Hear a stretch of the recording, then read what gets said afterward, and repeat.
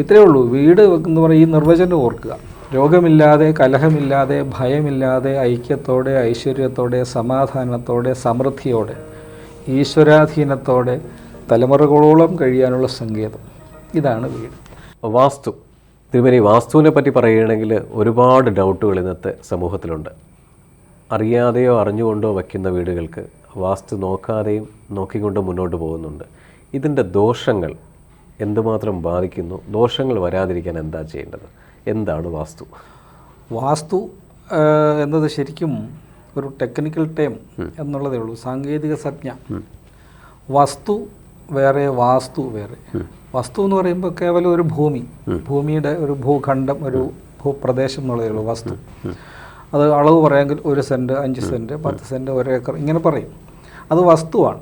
പക്ഷേ വാസ്തു എന്ന് പറഞ്ഞാൽ ദ പ്ലോട്ട്, അത്രയേ ഉള്ളൂ. അതായത് വീട് വെക്കാൻ വേണ്ടി, അല്ലെങ്കിൽ ഒരു കെട്ടിടം, ഒരു മന്ദിരം, അത് ദേവാലയമാവാം, മനുഷ്യാലയമാവാം, ആതുരാലയമാവാം, വിദ്യാലയമാവാം, ശൗചാലയം. പണ്ടെല്ലാം ആലയങ്ങളായിരുന്നല്ലോ, ആലയവിധിയാണ്. ടോയ്ലറ്റ് പോലും ആലയമാണ്, ശൗചാലയം, കാര്യാലയം, ഓഫീസുകൾ. ഇങ്ങനെ ഈ ആലയവിധിക്ക് പറ്റുന്ന രീതിയിൽ അതിന് അനുയോജ്യമായ തയ്യാറെടുത്ത അല്ലെങ്കിൽ തയ്യാറാക്കിയ സജ്ജീകരിച്ച ഭൂഖണ്ഡത്തിൻ്റെ പേരാണ് വാസ്തു. വാസ്തുമണ്ഡലം എന്നാണ് പറയുക. അപ്പോൾ വാസ്തുമണ്ഡലം എന്ന് പറഞ്ഞാൽ വീട് അല്ലെങ്കിൽ ഒരു മന്ദിരം, ഒരു കെട്ടിടം നിർമ്മിക്കാൻ വേണ്ടി തയ്യാറാക്കിയ സജ്ജീകരിച്ച ഭൂഭാഗത്തിനെ വാസ്തുമണ്ഡലം എന്ന് പറയും. ഒന്നാമത് നോക്കുന്നത് ഈ വാസ്തുമണ്ഡലം അനുഗുണമാണോ ജീവിക്കാൻ. വീടെന്ന് പറയുമ്പോൾ തന്നെ അതിൻ്റെ ഡെഫിനിഷൻ വളരെ വളരെ വിശാലമാണ്. അതായത് രോഗമില്ലാതെ, ഭയമില്ലാതെ, കലഹമില്ലാതെ, സമാധാനത്തോടെ, സമൃദ്ധിയോടെ, ഈശ്വരാധീനത്തോടെ തലമുറകളോളം കഴിയാനുള്ള സങ്കേതം. ഇതാണ് ഒരു വീടെന്ന് പറഞ്ഞാൽ. ഒരിക്കലും നമ്മുടെ മാത്രമല്ല, തലമുറയ്ക്കുള്ളതാണ്. അങ്ങനെ തലമുറ കൈമാറാൻ കഴിയണം ഒരു വീട് വെച്ചാൽ. വിട്ടോ വിറ്റോ അന്യം നിന്നോ പോവരുത്. അതാണ്, അതിന് പറ്റുന്നതാവണം. വിട്ടുപോകരുത്. ചിലരുണ്ടല്ലോ വീട് പണിതിട്ട് മറ്റൊരു ദിക്കിലെ താമസം. ശരിയാ. ഇനി വിറ്റ് പോവേണ്ടി വരിക, പിന്നെ അന്യം നിൽക്കുക, എന്നുവെച്ചാൽ പരമ്പരയില്ലാതെ പോവുക. ഇങ്ങനെ പലവിധ മരണം മാത്രമല്ല ദോഷം. പലരുടെയും വിചാരം അവരിപ്പോഴും ഒരു കുഴപ്പമില്ലാതെ ജീവിക്കുന്നില്ല, ഒന്നും നോക്കിയില്ല എന്ന് പറയും. പക്ഷേ അവരുടെ ദോഷം എന്താണെന്ന് പേഴ്സണലായിട്ട് ചോദിക്കുമ്പോഴേ അറിയും. ഇത്രയേ ഉള്ളൂ. വീട് എന്ന് പറയുന്ന ഈ നിർവചനം ഓർക്കുക. രോഗമില്ലാതെ, കലഹമില്ലാതെ, ഭയമില്ലാതെ, ഐക്യത്തോടെ, ഐശ്വര്യത്തോടെ, സമാധാനത്തോടെ, സമൃദ്ധിയോടെ, ഈശ്വരാധീനത്തോടെ തലമുറകളോളം കഴിയാനുള്ള സങ്കേതം. ഇതാണ് വീട്. അതിന് പറ്റിയ ഭൂമി, അതാണ് വാസ്തുമണ്ഡലം. ഇതാണ് സംഭവം. ഇതിന് ഭൂമി തിരഞ്ഞെടുക്കുമ്പോൾ പിന്നെ സ്ഥലമുണ്ടെന്ന് വെച്ച് സ്ഥാനം ഉണ്ടാകണം എന്നില്ല. സ്ഥലമുണ്ട്, പക്ഷേ സ്ഥാനം ഉണ്ടാകണമെന്നില്ല. അതിന് അത് പറയുമ്പോൾ ഉപോത്ബലകമായിട്ട് കുറച്ച് കാര്യങ്ങൾ വിശദീകരിക്കേണ്ടതുണ്ട്. ഈ ഭൂമി എന്ന് പറയുന്നതൊരു ഗോളാകൃതിയാണ്, മാഗ്നറ്റാണ്, വലിയൊരു കാന്തമാണ് ഭൂമി. ഇതിങ്ങനെ ക്ലോക്ക് വൈസിൽ തിരിയുന്നു എന്നല്ലേ ഭ്രമണം? അതെ. ഈ ഭ്രമണം ചെയ്യുമ്പോൾ അതിന് ചുറ്റുമുള്ള ഊർജ്ജപ്രവാഹം ക്ലോക്ക് വൈസാണ്.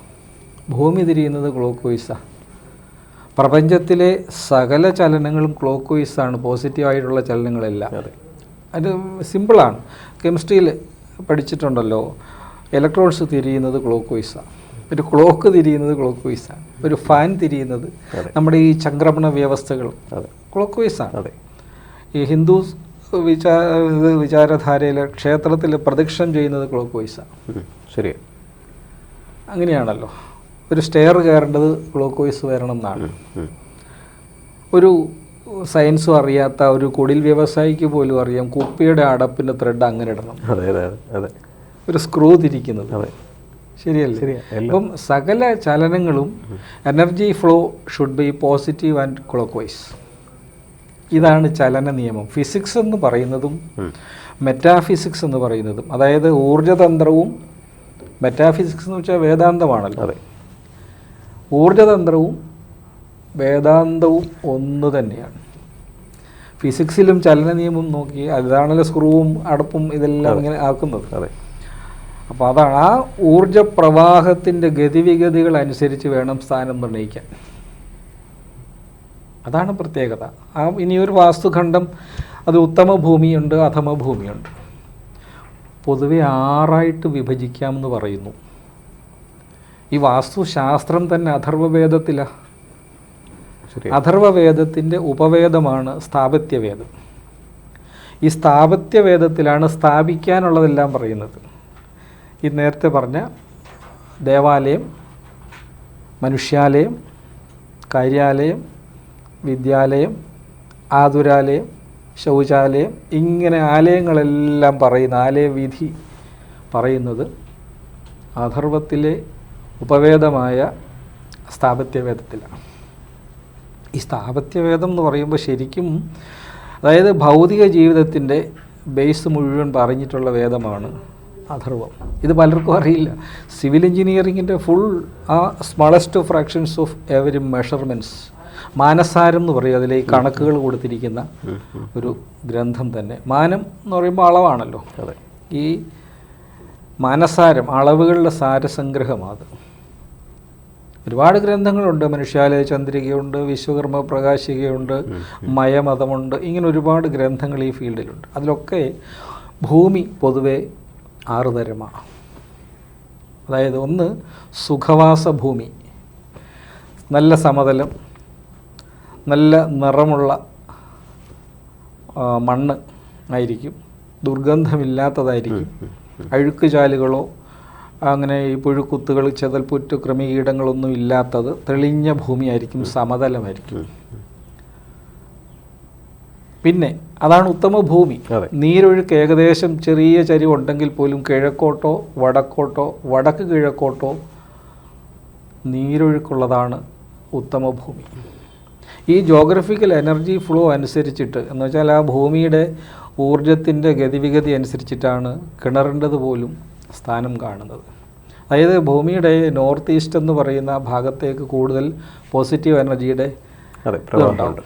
നേരെ എതിർകോണിലാണ് നെഗറ്റീവ്സ് ഇങ്ങനെ വരിക. വാസ്തുപുരുഷൻ എന്ന സങ്കല്പത്തിൻ്റെ പാദം തെക്ക് പടിഞ്ഞാറ് കന്നിയിലും വടക്ക് കിഴക്കെന്ന് പറയുന്ന ഈശാനകോൺ എന്ന് പറയുന്ന മീനം രാശിയിൽ ശീർഷവുമായിട്ട് കോണോട് കോണാണല്ലോ വാസ്തുപുരുഷൻ്റെ സങ്കല്പം കിടക്കുന്നതായിട്ട്. ഈ വാസ്തുപുരുഷൻ്റെ നാഭീപത്മത്തിലാണ് ബ്രഹ്മദേവൻ ഇരിക്കുന്നതെന്നാണ്. അതുകൊണ്ട് മൊത്തം സെൻറ്ററിനെ ബ്രഹ്മനാഭി എന്നും പറയും. ഇനി പറയാൻ ചോദ്യത്തിൻ്റെ പ്രധാന ഉത്തരം എന്ന് പറഞ്ഞാൽ വാസ്തുമണ്ഡലം എന്താണെന്ന് ക്ലിയറായി. സജ്ജീകരിച്ച പ്ലോട്ടാണ്. ആ സജ്ജീകരിച്ചതിൻ്റെ ഉത്തമ മധ്യമ അധമാവസ്ഥകളാണ് പറഞ്ഞത്. ഇനി അത് തിരഞ്ഞെടുക്കുമ്പോൾ ശ്രദ്ധിക്കേണ്ട കാര്യമുണ്ട്. ഏതൊരാളും എവിടെയും വീട് വെക്കാൻ പോകുമ്പോൾ ശ്രദ്ധിക്കേണ്ടത്, ഒന്ന്, വാപീകൂപ തടാകങ്ങളെ പൂരണം ചെയ്ത ഭൂമി അധമമെന്ന് കഥിക്കണം. വാപി എന്ന് പറഞ്ഞാൽ കുളം, കൂപം കിണർ, തടാകം ജലാശയം. ഏതെങ്കിലും ഒരു ജലാശയമോ കുളമോ തോടോ ചതുപ്പോ കൃഷിസ്ഥലമോ നികത്തി അവിടെ വീട് വെക്കുമ്പോൾ അത് ശുഭമല്ലാതെ പോകും. കാരണം ഈ നികത്തുമ്പോൾ അതിൽ പൂരണം ചെയ്യുന്നത് എന്ത് തന്നെ ആയിരുന്നാലും ശരി, ഭൂമിയുടെ ആ കുഴിയുടെ അല്ലെങ്കിൽ കുളത്തിൻ്റെ അടിത്തട്ടിലേക്ക് എന്തിട്ട് നികത്തിയാലും ആ നികത്തുന്ന സാധനവും ഭൂമിയുടെ അടിത്തട്ടും തമ്മിൽ ഒന്ന് ശരിക്കും ജോയിൻ്റ് ആവാൻ വർഷങ്ങളെടുക്കും. അപ്പോൾ അതിനകത്ത് ഈ ഇടുന്ന സബ്സ്റ്റൻസും ഈ ഭൂമിയുടെ അടിത്തട്ടും തമ്മിൽ ചേരുന്നിടത്ത് ചില വികിരണങ്ങൾ സംഭവിക്കും. ഫോസ്ഫറസ് പോലെയുള്ള സംഗതികളൊക്കെ വികിരണം ചെയ്യുമ്പോൾ അത് രോഗം വരുത്തും എന്നാണ്. അതുകൊണ്ടാണ് രോഗമൊഴിയില്ല അങ്ങനെയുള്ള ഭൂമി. നികത്ത് ഈ എടുത്ത ഭൂമിയിൽ വീട് വച്ചാൽ രോഗമൊഴിയില്ല. ജ്യോതിഷമോ വാസ്തുവോ പൂജയോ നിങ്ങൾക്ക് ആവശ്യമുണ്ടോ? താഴെ കാണുന്ന നമ്പറിൽ വാട്സപ്പ് ചെയ്യൂ. നിങ്ങൾ ചെയ്യേണ്ടത് ഇത്രമാത്രം: താഴെ കാണുന്ന നമ്പർ നിങ്ങളുടെ മൊബൈലിൽ സേവ് ചെയ്യൂ. അതിനുശേഷം ഞങ്ങളുടെ നമ്പറിലേക്ക് വാട്സപ്പിലേക്ക് ഹായ് അയയ്ക്കൂ. ജ്യോതിഷ സംബന്ധമായ എല്ലാ ആവശ്യങ്ങൾക്കും ABC മലയാളം നിങ്ങളോടൊപ്പമുണ്ട്. ജ്യോതിഷവുമായി ബന്ധപ്പെട്ട എല്ലാ വിശേഷങ്ങളും നിങ്ങളിലേക്കെത്താൻ ABC ജ്യോതിഷം സബ്സ്ക്രൈബ് ചെയ്യുക.